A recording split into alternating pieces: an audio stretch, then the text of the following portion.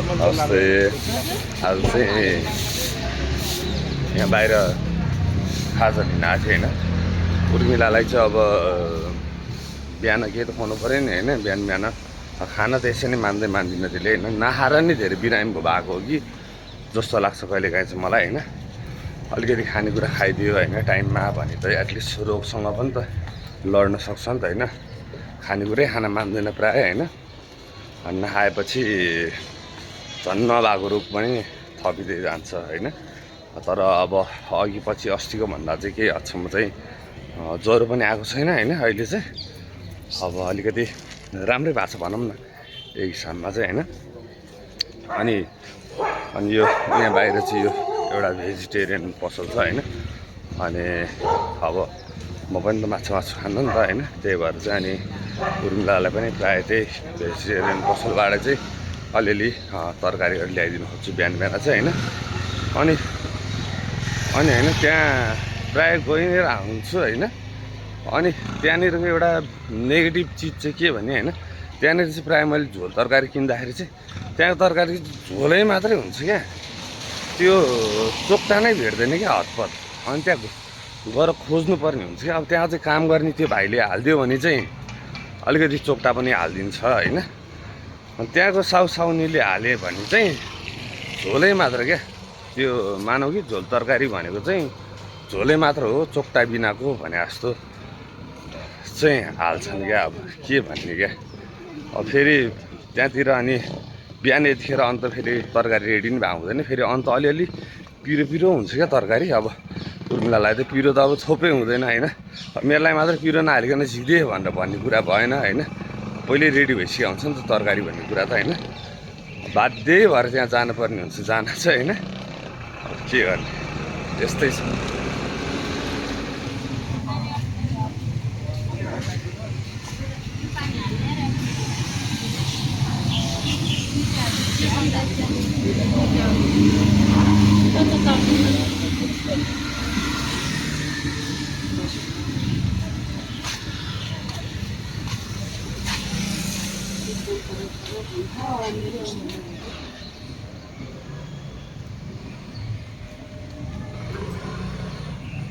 खाजा ल्याएर आइपुग्यो। बुढी त मस्त निधाइरहेको छ। बाबा उर्मिला उठ नि त, उठ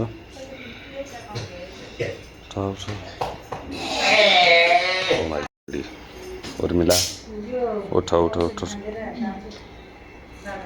उठ। यता आएर त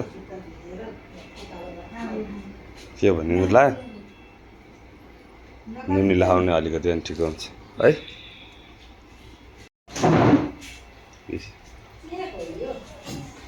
त्यो भाँडाहरू पखालेर राख्ने गरे होइन।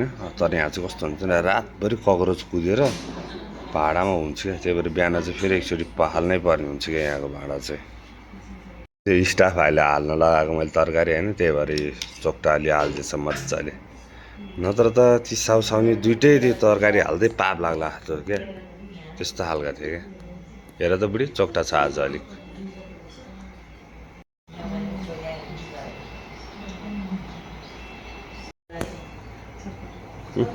आगर बुढी तातो त भएन नि धेरै। तातो भयो।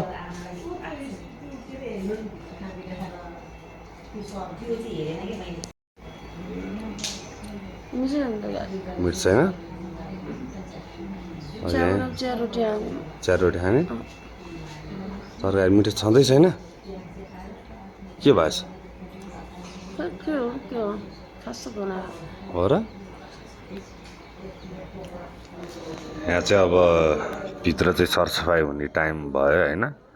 अनि यहाँभित्रको सरसफाइ चाहिँ यस्तो डेन्जर खालको हुन्छ क्या।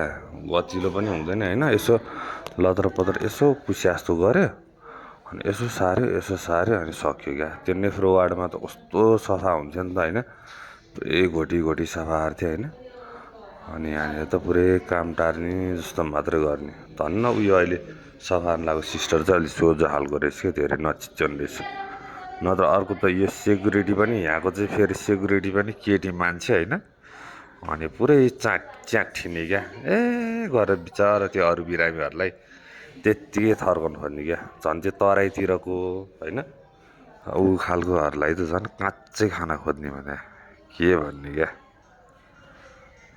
अचम्म लाग्छ कुकुरलाई भित्ता देख्न हुँदैन नि त्यस्तै रहेछ क्या यो पान खानेहरूलाई गुट्खा खानेलाई नि यस्तो चेपहरू यस्तो देख्न नहुने क्या थुकिदिइहाल्ने क्या कुकुरलाई त्यो भित्ता देख्यो भने पिसाब आउँछ भन्छ नि होइन त्यस्तै हुने रहेछ हेर्नु न हेर पान फोहोर यसो यो हस्पिटलले पनि त एटलिस्ट सफा त गर्नुपर्छ नि होइन यस्तो ल भगवान् हामी चाहिँ आज यो खाना खानलाई यहाँ भित्रको नबोले हामी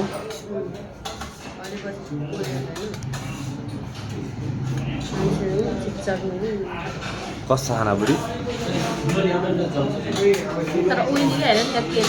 के अरे ओ माई गड तेलको झोल यो चाहिँ मेरो चाहिँ भेज खाना हो है उर्मिलाले चाहिँ यो ऊ चाहिँ किरीमा झोल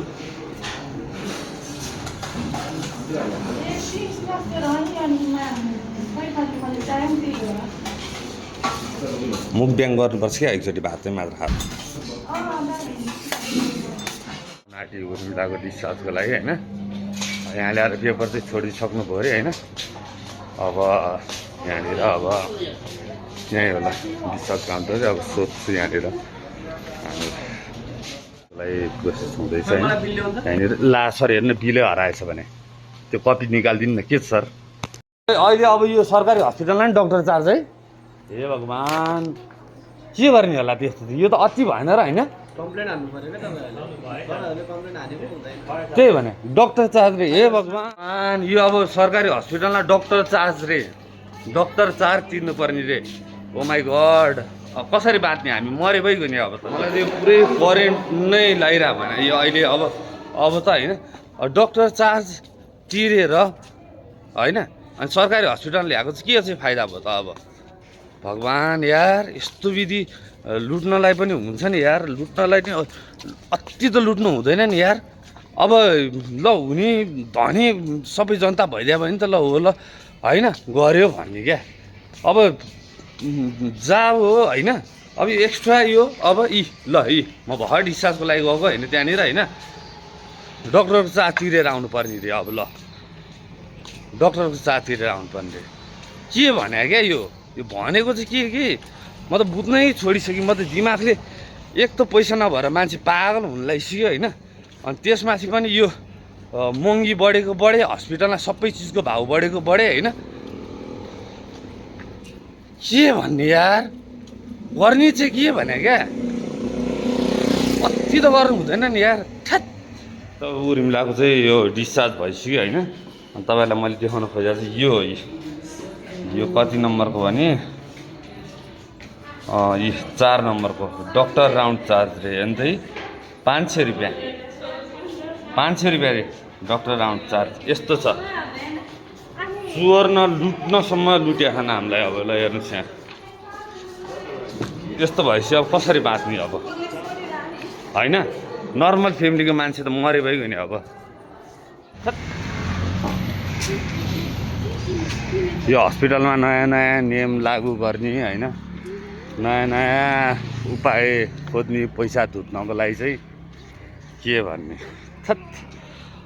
यो चाहिँ उ भयो होइन यो उ गर्ने हो त्यहाँ उर्मिलालाई चाहिँ भेट्न चाहिँ मेरो चाहिँ कलेजको साथीहरू आउँदैछन् रे त्यहाँनिर छन् जस्तो लाग्यो साथीलाई यहाँबाट एक तला माथि उक्लिएर जाने भनेको ऊ चाहिँ पक्कै उनीहरू चाहिँ यो बिल्डिङमा चाहिँ गयो क्या स्योर हो क्या चाहिँ उता सुरेश वाग्लेपट्टि गएछ यहाँ भित्रबाट आउँदैछन् 3 जना साथीहरू मेरो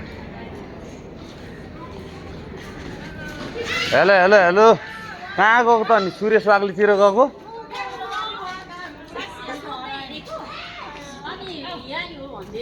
हाम्रो सीताको हो ए हेलो हेलो उसलाई खेल्नु पर्यो हो हाम्रो मेरो कलेजको साथीहरू ऊ चाहिँ सीता अनि रोजना अनि रश्मि यो चाहिँ उर्मिला म चाहिँ आज साथीहरू भेटेको छु मेरो आज कलेजको साथीहरू बेस्टिजहरू हेलो गरिदियो बच्चा बच्ची भइसक्यो अझै सानो ल थ्याङ्क यू सो मच होइन साथीभाइहरू भेट्न आएको छन् है यो चाहिँ उर्मिलाको मिर्गी आउँदा खाने दबाई हो लिभेरा भन्ने हो होइन यसको चाहिँ होइन 270 छ क्या उसको प्राइस क्या होइन 270 लेखेको छ नि त मार्केट प्राइस होइन एमआरपी अनि यो औषधि 160 रुपियाँमा पाउँछ क्या यहाँ भन्छ 100 रुपियाँ त लेखा भन्दा नै ग्याप होइन अझ यो पनि कति फाइदामा ल्यायो होला यहाँ हस्पिटलले होइन त भनेपछि कति ग्याप राख्ने रहेछ त औषधि पसललाई हेर्नु त ल लगभग 35-40% औषधि चाहिँ ग्याप हुने रहेछ फाइदा ओ माई गड आज डिस्चार्ज हुने भएको भएर चाहिँ उर्मिलाको चाहिँ के अरे सालोगेटो पनि आज प्याक गर्नलाई होइन सामानहरू होइन भाइ पनि प्याक गर्दैछ सामानहरू यताउति अब लगभग हाम्रो प्याकिङ पनि लगभग रेडी भइसक्यो होला त्यहाँनिर राम्रो पार्ने घरतिर फाँडी हानिदिइहाल्ने अब चाहिँ हाम्रो चाहिँ भाइले प्याक गरेर सिधाइसक्यो लगभग अनि हाम्रो यहाँ छिमेकी बेडको उहाँहरू चाहिँ हामीलाई बिदाई गर्न आउनु भएको छ हामीलाई बिदा गर्न आउनु भाइ तपाईँहरू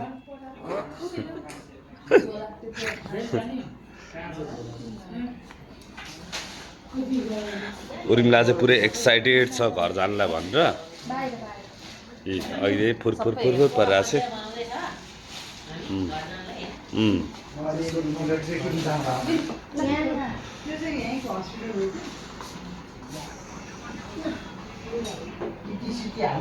याङ्गो गरे हो कि के हो के गर्नुपर्ने हो त्यो याङ्गो अब तपाईँले गर्ने हो फाइनल्ली हामी चाहिँ घर आइपुगेका छौँ उर्मिलालाई लिएर है डिस्चार्ज भइहाल्यो आज घर आइहाल्यो भन्दै आजको भिडियो चाहिँ म यहीँ सिद्धाउँछु भिडियो हेरिदिनु भयो थ्याङ्क्स फर वाचिङ नमस्ते तपाईँहरू पनि आफ्नो स्वास्थ्यको ख्याल राख्नु होला